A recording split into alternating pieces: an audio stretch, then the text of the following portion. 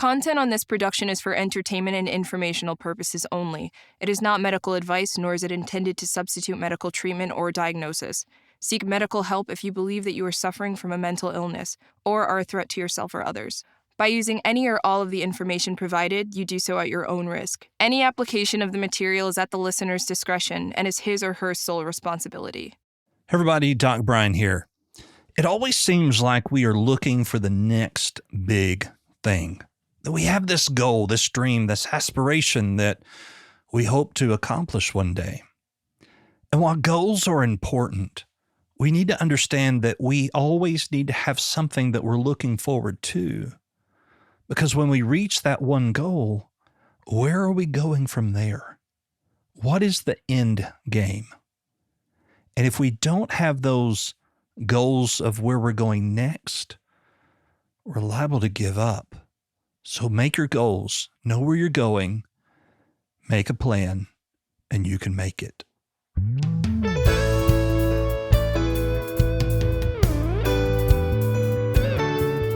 Hey everybody, Doc Brian here, and welcome to Doc Talks. We talk about people's troubles, trials, tribulations, and hopefully triumphs in life. Now, if you've listened to our podcast for any amount of time, you know that we have had several actors and comedians and even musicians, and they really begin to talk about the unique mental health issues that occur just in those particular careers. Today, I have with me Titus Macon, and you may say, that name sounds really familiar. Well, that's because it is really familiar. Titus has been on shows such as Grey's Anatomy, Glee, The Rookie. I mean, the list just goes on and on. But if you think he's a good actor, you should hear him sing because that's been his forte. So, Titus, thank you so much for being here with us today. Thank you for having me. What a great intro. So, you are in Los Angeles, you live in Los Angeles, but now you're in Arizona, I think. Is that right? Yep, that's exactly right. So if you were to say, what was your big moment that you were like, okay, my dream is coming true, that moment, that realization, what was that like for you? Well, I think I had two of them. And it's on still like an upward trajectory to another one. I'll make it all make sense. So the first one I was working at P.F. Chang's. I was a host at P.F. Chang's at the Beverly Center in Los Angeles. And I would see like celebrities coming there all the time because it's right there in that area. And like Vivica Fox and Usher and Bieber, like all these people would always come in and out of there. And then I was like, man, that's so crazy. And I remember I booked Glee during that time and a movie all simultaneously where I was playing Vivica Fox's son. And mind you, I had sat her multiple times. Like as a host, I was like, oh yeah, right this way. You know what I mean? And whispering like, oh my gosh. And then literally booking this movie and Glee simultaneously, like working with Vivica Fox directly as her son. And now we're like literally co-workers and also doing Glee and then ending up going on tour and not being able to work anymore because I was gone so much, because I had to take so many days off on tour that they were like, honestly, Titus, they told me, like I was trying to stay. They sat me down and said, I think it's better if you take a leave of absence. And it's like, if, we can rehire you, but right now we can't keep you on the schedule legally because you're gone too long. So when they told me that, like, I was like, oh, maybe this is actually working. Like the fact that my job is not even letting me work because I'm not able to, because I'm doing what I love so much. Anyway, so that was like realization number one, that it's like, oh, that's really cool. This is happening. And then number two, I'll make it shorter. It was during the Rookie time. And it's that kind of weird time when you get recognized and you're like, okay, like I've kind of always sporadically got recognized here and there every blue moon, but it wasn't to the Rookie that you notice it happening on Monday, like you're at a grocery store and they're like, oh, hi, Jackson West. And then it happens on Tuesday and you're like, well, that's twice in 1 week. That's weird. And then like, it'll happen on Thursday and then on Saturday. And then after that, it starts happening more and more frequent. And you're like, y'all really be watching me on TV? Like it baffles me. I'm like, y'all really sit down. Like for me, it's such a mind blow because it's just my job. Like I go do it. And then months and months later, I forget that we even did it. And then people are like digesting it all. Right.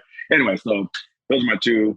I felt like I was making it moment. Yeah, because I've been in some of your TikTok lives, and somebody will say something like, "Weren't you on such and such show?" And you really have to sit there and go, "Yes, as a matter of fact, I was," because it's just, I mean, it runs together. It really does. And that's what people don't understand too, because they take each show that they're a fan of to heart, right? So for them, it's like you're that character. And like, and it's very inspirational, it's very encouraging, it's all those things. But for them, that character did something for them, Mhm. right? And for me, I'm like, I have no attachment to it. Like I'm just reciting lines and trying to do my best performance, right? And try to relate to the character as much as possible. But I guess that's a whole nother topic. There are a few projects that resonate with me personally, but for the most part, as an actor, it's like we're doing our job. Do you know what I mean? So it's just interesting to actually be out in everyday life and see how something that is regular to you impacted somebody so intensely. Yeah. So in our opening, I mentioned that in having actors and comedians and musicians, it always seems like there is some kind of chronic depression or anxiety that underlies their life that really actually makes them good at what they do. Have you had experiences during your career with depression and or anxiety? Yeah, to the utmost, like to the darkest of days. Like it's one of the it's my dad said this thing to one of his coworkers that was he nailed it, and I was so proud of him. A proud dad, proud son moment. One of his coworkers came up to him and was like, "Oh man, that's so cool! Your son's like living the life. Like that's crazy. Like it's so cool that he just like gets to do like the Hollywood thing." My dad was like, "Thank you, but if you only knew what game is happening here." I was like, "Yes." Oh, I know what it was because the coworker was like, "Oh, it's crazy. Like he doesn't have to like do much. He just like gets to like do what he loves." And he's like, "Oh, that's beautiful." But what's happening in the entertainment industry that people don't realize is where we do exchange manual labor, like granted, you do put a lot of hours in, but we're not like doing construction and like dying in the heat, like lifting stuff and like doing, physical wear and tear on the body as much as the mental. And my dad painted this out for him. He was like, "Look, the amount of times my son has come to me crying, depressed, not knowing what he's going to do, not wanting to live his own life, like getting drug around negatively in the press or being celebrated in the press. Everybody loving him, then everybody hating him. Like he was like the mental warfare and being one of the only careers in the world where you can be the most qualified and still never work. So it's like you can be as trained as you want to be and still potentially never book a job. You can go to 50, 100, 200 auditions and get one. So it's like the constant, it's the only place, it's one of the only professions where you have to constantly process being told no and like, and like being praised and then dropped. And then like, it's just this really weird mental warfare. So it has created a lot of anxiety. It's created a lot of depression. And that couples with the depression that I already have from childhood experiences, right? So it's like you're mixing what people are battling daily, and then you put it on the platform for everybody to have a say, right? And then you're just mentally kind of going back and forth with your own state of mind, along with what people have told you your state of mind should be, or what they think of you. It's just there's a lot to unpack there when it comes to the entertainment industry. So you were recently in a contest where the proceeds went to the National Suicide Association or Protection, and you mentioned in that contest that that was something that was near and dear to your heart to provide that. Could you kind of tell us why that is? Yeah. So me personally, I've been on the cusp of wanting to commit suicide twice in my life. Thankfully, I've never had like failed attempts, if you will. But as far as the depth of the consideration and the dark moments of solitude, of I guess considering how to execute it, but not taking action was enough for me still. Do you know what I'm saying? Like the fact that my mindset has gone to those dark places to feel unworthy or to feel like it's better off without me type energy or things are too hard. Like let's just like nip it in the bud. Like you know what I mean? You don't know what to do, so let's just escape type energy. The fact that my mind has gone to those places let me know that there's an issue there for me. But a common issue that I feel like people feel like is uncommon. They feel alone in their mental warfare. But I've always, for some reason, known that I'm not the only, even though I'm battling this in those waves, I still know it's like, okay, well, I haven't, for whatever reason, it's a huge blessing. I've not been embarrassed to talk about it. Like I've told my parents, I've talked to, like, my sister's been sitting, she's come and stayed at the house with me before in one of these waves. Thankfully, I've been open about it in safe spaces. Yeah, that's why it's always meant a lot to me. These foundations have meant a lot to me, especially the one for the competition, because I've been there myself. I know what it's like to feel alone. And I feel as if my duty is to make people not feel alone. So it's like, if I can share the fact that, oh yeah, you see me on TV or you see me on TikTok, you see me bubbly, bopping around doing all this stuff and living my best life and my dreams, that it's like, it still doesn't erase what I have to go through when the camera's off. You know what I mean? Like, there's still this like weird dopamine thing that happens when it's like, everybody loves you. And then it's like, oh, like, really, it doesn't feel like everybody loves you, because here I am by myself with nobody loving me. Do you know what I'm saying? Yeah. So there's a lot of things that are at play there, but that's why the foundation means a lot to me. So it's almost like imposter syndrome, where you are out in the public and you are one person, but that's not who you really are on the inside. Yep.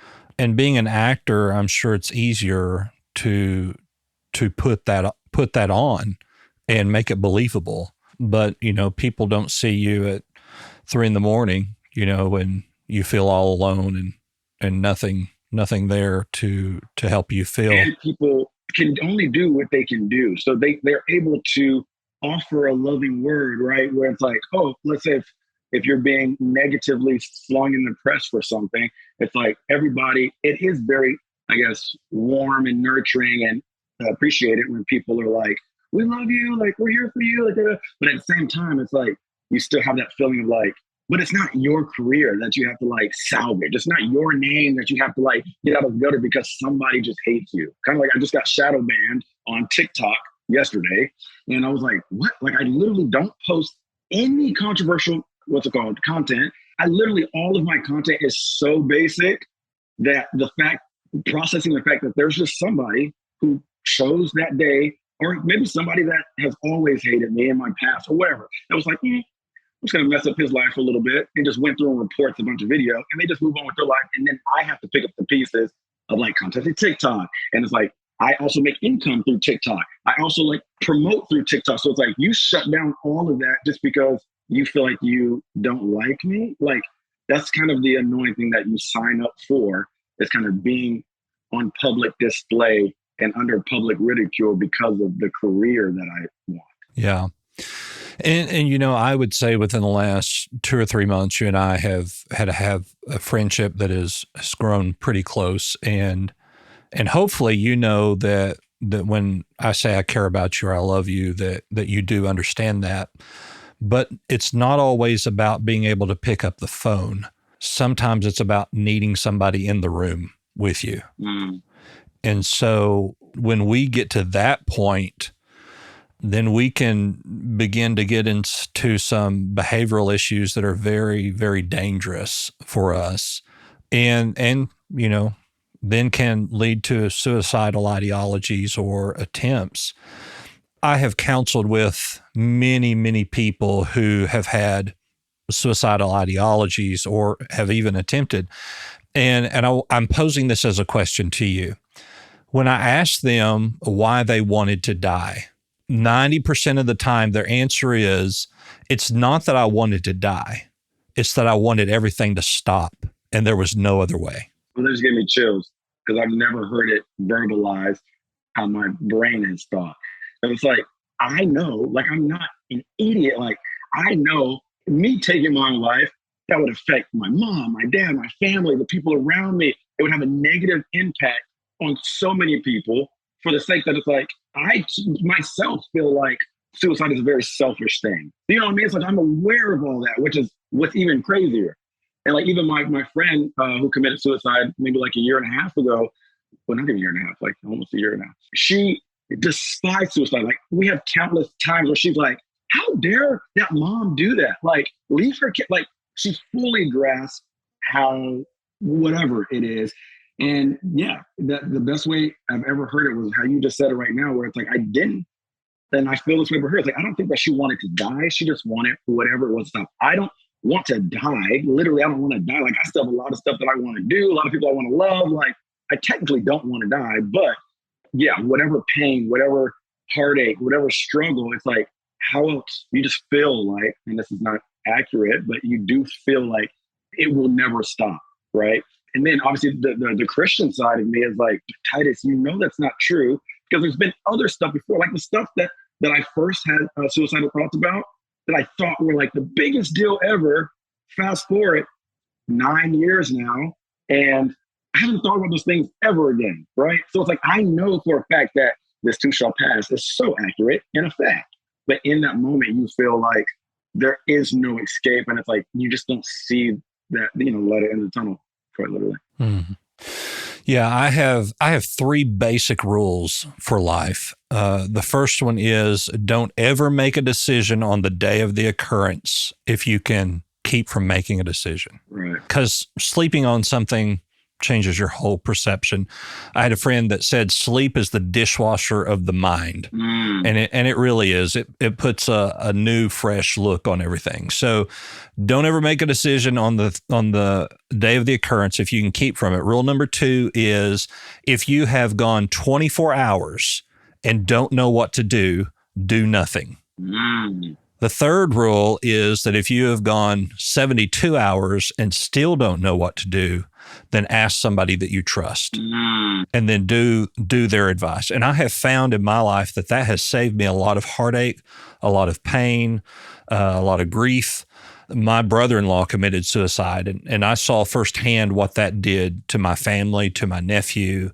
And I was like, how could anybody, do that? But in those moments, those people that are suffering really believe that them not being there will be better for their family. Right. But, as you said, 9 years later, you don't even think about that moment that caused you to be in that, like, I can't even predicament. I genuinely can't even remember what exactly got me to that state of mind. Like, I have like a general idea, but I was like, why would that specific situation have gotten me to that point? Like, now that situation is like if I were to think of like that same general situation that got me to that point, like, I'd be like, okay, and they can think what they want to think. You know what I mean? Like, I'm at that place. Yeah. But new hurdles as you mature. There's like just a new thing that you're like, oh, this is new. Okay, don't know how to process this. So I guess we're gonna have to learn people on another scale here. Like, okay, I didn't know people could go to that low. You know what I mean? Yeah. So here's a question. Outside of God and religion, what was the driving force that kept you from committing suicide? So quite literally, it's for me, it's impossible to take God out of it, because what I'm about to tell you, there's no other explanation. But the first time I was like pacing in my room, I'd like just moved out to LA. It was like dark in my room, very classic movie setup, dark in my room pacing. There's like lighting coming in from the window. But I remember just walking back and forth, and I get a phone call from my best friend from high school. I kid you not. I was like, there's no other way but God, and I know, but this is what kept me from doing it, literally. I got a phone call, and that I was not answering anybody else's calls. Like, I had missed calls, I had missed texts. Nobody knew what I was doing, or what I was considering, rather. I just wasn't responding to anybody because I was just in my own head. And the one call I answered was from my buddy Miguel from high school. And I picked up the phone, and he goes, Titus, I can't do this anymore, man. I can't do this anymore. I'm literally pulled on the train tracks, waiting for the train to come. And I was like, wait, what? And he was like, yeah. So his was a situation between him and his fiance, baby mama. There was a situation, all this stuff. He didn't have a kid. There was a lot of drama going on there. And he was asked for, and he's in the military. There was a lot of levels to his situation. But he was parked on the train track, and his girlfriend, well, fiance technically, started calling me as well. So I was hopping back and forth on the line, like trying to like tell her where she was. I was like, I don't know where he is. He says, on the train track, so my focus completely shift to making sure he's okay. So then I flip back over, and I'm like, hey, Miguel.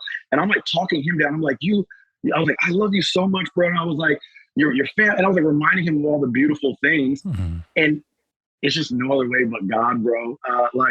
And through that, and I told him the next day, I didn't tell him in the moment what was happening. Like, he just thought I was being strong, Titus' best friend, right? And the next day, I remember checking in on him. I was like, hey, bro, I want to let you know that, like, I was in the same exact mindset last night. And I was contemplating doing the same exact thing. And by me talking you off the ledge, it reminded myself of, like, oh, like, I was literally preaching to myself. Like, there's no other way to explain it but God, because what best friends are contemplating the same? We were in different states. He was on the East Coast, I was on the West Coast, different hours, different time zones. Like, and by me talking to you, it's just, to this day, there's no other explanation. And I just know that that was God just being like, hey, my man, talking praise. Like, come on now. So yeah, that was why. And So what I heard from that was that all of a sudden you found purpose again. mm, there it is. Yep. Yep. And it's when we lose purpose that we get to that point of it's just better if I'm not here. Right. And so it's important for us to always remember our purpose. And that can be as simple as I'm here to aggravate my wife or my family because that's my purpose in life, or as big as That's a lot of husbands' my, purpose. yeah, absolutely. It may be my purpose. But it may be as big as I'm going to build my platform as large as I can in acting or in music so that I have a platform to tell my story and give other people hope. Mm-hmm. I do think where we get shifted is that we begin to think that our platform should be larger than what it currently is. But when it explodes the way that it does for others, you can really look back and begin to see where they lost their purpose. Mm. And so we have to be very careful in what we do and how we do to make sure that we don't ever lose purpose. Yeah. So let's talk about your family for a moment before we wrap up here. You're in Arizona. Your mom and dad live there, and from what I understand, your mom has dementia. Is that correct? Correct. Yes. Yeah. So how does that component play into your everyday life? Well, I mean, it's why I've been staying in Arizona, which a lot of people don't know. Well, you heard it here first. You heard it here first. You heard it here first. But yeah, a lot of people think it's like solely because I'm no longer on the rookie. Like, and I was like, no, like, for one, been wanting out of LA for a long time. I stayed there to finish filming the show. But I was already contemplating for the last 2 years about moving back to Georgia. And me and my dad were already looking at houses and everything. So this kind of just helped give that little kick in the butt there. But I was supposed to go to Georgia. And then what actually happened, and the reason I've been in Arizona so long, over Christmas, this last Christmas, we got a call from the doctor that actually pertained to my dad's health, because we knew he had cancer and they were just been monitoring it. So his cancer, he had 2 cancers, and one of them just like skyrocketed. And they're like, oh, so this is we need to go into chemo stat. Like, if you don't, he was like, well, if I don't do chemo, like, is there any homeopathic things I can do? He was like, no, if you don't do chemo, we're quoting you maybe like 3 months. Mm-hmm. And so we were in that position. So I was like, oh, okay, I'm going home and I'm staying there, because he was already caretaker for my mom. That's how I tied back to my mom. So he was already helping, because, she's in a position where, she just can't really do the things that she used to do. So anyway, so when he had to go into chemo, and obviously they had to keep him there for 7 chunks of 7 days at a time. So I was like, let me just move out there for a year. I'll move down the street and I'll be able to be there with mom and take care of her, because obviously he wouldn't be there. So that was the reasoning, but also how it affects my daily life is, I'm there, not so much anymore, because now, praise report, fast forward many months since December, the aggressive cancer is what's it called? In remission. Thank you. In remission. which is a huge blessing. The other one's still there, but it's one that they can just monitor for the rest of his life. So we're doing all right there. And he's back in the house and back with my mom. So I'm just riding out the rest of the year for my lease. But yeah, just taking care of my mom and going over there, being with her, just making every day as special as we can, because I don't know if anybody's dealt with dementia or Alzheimer's, like anybody in their family, but you know that like almost every 2-3 minutes is It's a new day. New. It's a new day completely. So it's like the best advice that I got was actually watching Seth Rogen and his wife.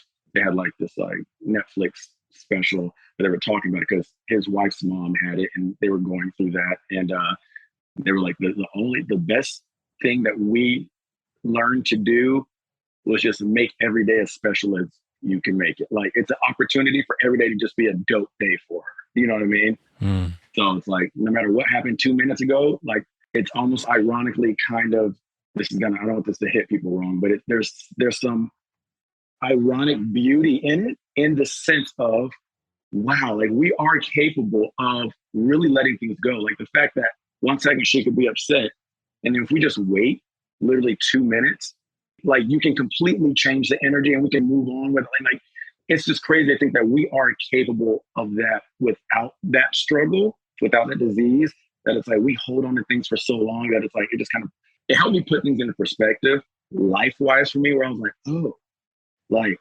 there could come, I don't know what's hereditary. Like, I mean, I know it's hereditary. I don't know what if, because she had a bunch of siblings and she's the only one that got it, right? But there could be a point where my memory starts slipping, and it just woke me up in many ways where it's like, oh, why am I holding on to all this stuff that like it could come to a point where I don't remember it anyway, or like health things like my dad happens and like other things become important. I was like, if my parents are battling for their lives, quite literally daily at this point, and I'm worried about being shadow banned on TikTok, like, do you get what I'm saying? Like, it was doing those things for me where I was like, I need to go home, like, and be with my family right now. Because I'm sitting here worried about auditions, worrying about what people are saying about me on TV shows or not being on TV shows. It's like, do you? Like, it's so benign at this point. Like, I still have desires and dreams, but the relevance as to what people have to say about it has like shot down a lot for me. You know what I mean? And it's freeing. It really is freeing. And all I need is the names of those people that talk bad about you. That's all I need is their names. I got a list. I know their names. I'm not that one. Look, I'm gonna keep my Cardi B tucked deep inside. And I'm gonna just play, I'm gonna type it to my Beyonce and leave the Cardi B. Yeah. So as we end the podcast today, Titus, if there was one thing that you could tell everybody that may be suffering from depression or anxiety or suicidal tendencies, what would your message to our listeners be? I'm trying to condense it because I want to find a word, but I'm gonna settle for a phrase because I'm long-winded. There's two things. There's a very basic, generic one, but it's very true. Know that you are not alone. You hear that all the time, but that's the one thing that I want to always impress upon people, but always hope that they remember too. It's like, yes, you're going through something, but the thing I tell myself, like even in the industry, is like, I tell it to my dad. I'm like, wait, I can't be the first actor going through this. You know what I mean? Like, surely with all the crazy fame that's out there, they had to experience this times 10. So I know that I can process this because they probably are dealing with this on such a different level that, anyway, so know that you're not alone, because that really does help you. It's like, okay, other people have gone through this, and I can see those people that have processed this and move forward.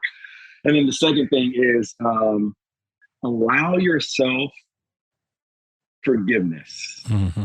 These are two both common things, but they're so important because I still struggle with this. It's like, hey, even if what everybody in the world, or I don't know what, why people, there's different reasons why people be, in a dark state of mind. But if everybody in the world are saying the worst things about you, if you're being bullied and all these things, if that's why you're in that position, And even if those things are true, even if you made the biggest mistake and they're dragging your name, everybody's talking about this thing that you did and this scandal, whatever, be it that high school to friggin' famous person,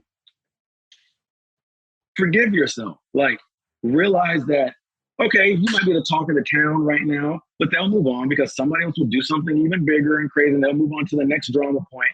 Forgive yourself and allow yourself to be human and know that you're just as human as them. They just found out about you. Mm-hmm. Like, all these people behind the closed doors, if not doing the same thing, probably doing the worst. So remember, once again, that ties in, you're not alone, but also to forgive yourself for being human. Like, you made a bad choice. You made 20 bad choices. You made 50. It's like, forgive yourself, switch it up, keep it moving. And then also forgive others. That's a big thing for me, where it's like, hey, forgive them for they know not what they do, Mm-hmm. type energy, where it's like, it's hurting me and that sucks and that's really unfortunate. But I find victory in forgiving them without them even knowing. You know what I mean? Like, you don't have to call up every person that's hurt. Like, I can't physically call whoever's freaking reporting my videos. I physically can't talk to them. I don't know who they are. But I can forgive them and be like, okay, I see that. You're probably having a tough day. You're probably envious of something, or you probably are just bored. I don't know. I could have been a target of boredom. I forgive you. I just need to move forward and release that, so I'm not carrying around a bunch of baggage that puts me back in a dark spot, thinking that everybody's out for me, right? Anyway, those are my things. Yeah. Thanks for listening. Well, I love that. I love that. So, Titus, tell us where our listeners can find you. Yeah, on TikTok, I'm So Early. I am SOO, then the word early. My music, I go by Early. Some people might know me as Butterfly Lee, but I've changed my music name to just Early. And I haven't released that new music yet, so that's to come. But we've been working on that. We're in the middle of that, so that's beautiful. And then on Instagram, it's at Titus Macon, or you can also just type in the word Early, and my account will pop up. Yeah, and that's about all. All right. We'll make sure to list all that in the description of this podcast. Of course, I'm Doc Brian. You can find me at thedocbrian.com, or you can always call our guest line. You can text us or leave us a message at 910-777-7239. That's 910-777-7239. If you're listening today and you or someone you love may be suffering from depression or suicidal tendencies, we encourage you to call the National Suicide Prevention Hope Line at dial 988. That's dial 988, or you can text 988 for virtual suicidal prevention support. Thank you for being here with us today, Titus. Once again, it was a pleasure to have you on the show, and we hope the best for you, and we know that very great things are about to happen for you. So we thank you for being here. Thanks for having me. That was very kind. Thank you. And we'll talk to you soon. Goodbye.